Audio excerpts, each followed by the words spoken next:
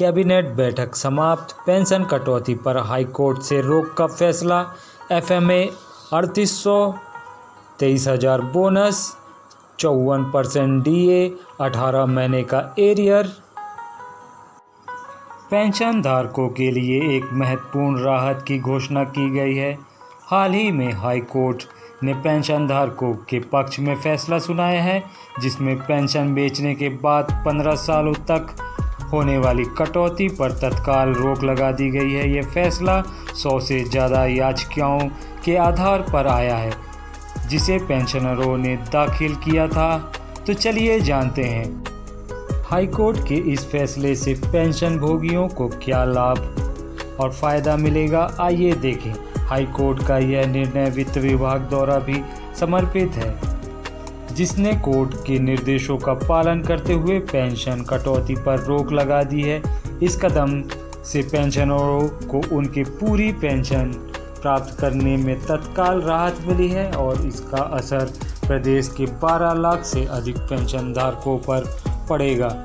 याचिकाकर्ताओं ने बताया है कि हरियाणा, पंजाब और गुजरात जैसे राज्यों में पेंशन कटौती की अवधि 11 से 13 साल के बीच है, जबकि उत्तर प्रदेश में यह अवधि 15 साल है। इस असमानता के कारण पेंशन धारकों ने मांग की है कि कटौती अवधि को 10 साल तक घटाया जाए।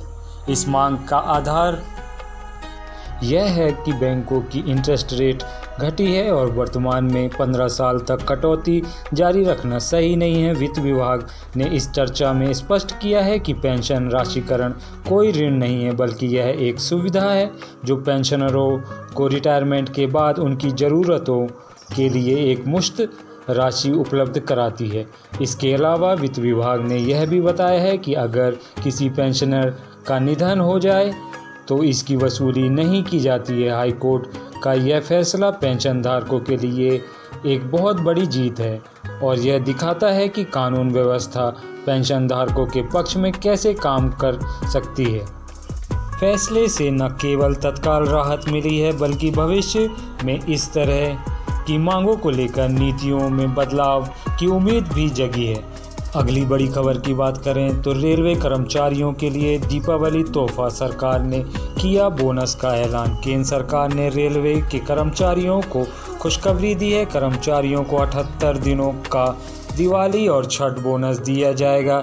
यह फैसला गुरुवार को प्रधानमंत्री नरेंद्र मोदी की अध्यक्षता में हुए कैबिनेट मीटिंग में लिया गया।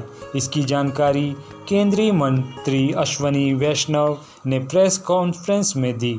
यह बोनस उत्पादकता पीएलबी से जुड़े रेलवे कर्मचारियों को दिया जाएगा। बोनस के रूप में रेलवे कर्मचारियों को 2029 करोड़ रुपए मिलेंगे। केंद्रीय मंत्री ने बताया कि सरकार की ओर से दिए जाने वाले इस बोनस से करीब 11.72 लाख कर्मचारी लाभान्वित होंगे। सरकार की तरफ से डीए का साल में 2 बार रिव्यू किया जाता है, जो जनवरी और जुलाई में होता है। सरकार ने पिछले साल अक्टूबर के महीने में डीए बढ़ाया था, जिससे इस साल भी इसी समय के दौरान डीए में बढ़ोतरी की उम्मीदें बढ़ी हैं। डीए को कर्मचारियों को महंगाई से निपटने में मदद करने के लिए बनाया गया है।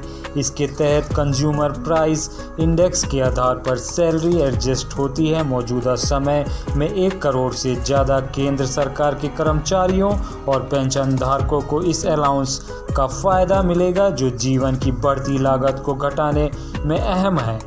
डीए मौजूदा कर्मचारियों को दिया जाता है, जबकि डीआर पेंशनरों को दिया जाता है। तो दोस्तों, केंद्रीय कर्मचारियों और पेंशन धारकों से जुड़ी जानकारी आपको कैसी लगी? पसंद आई हो तो प्लीज़ मेरे चैनल को लाइक, शेयर और सब्सक्राइब कीजिए। वीडियो देखने के लिए धन्यवाद। जय हिंद, जय भारत।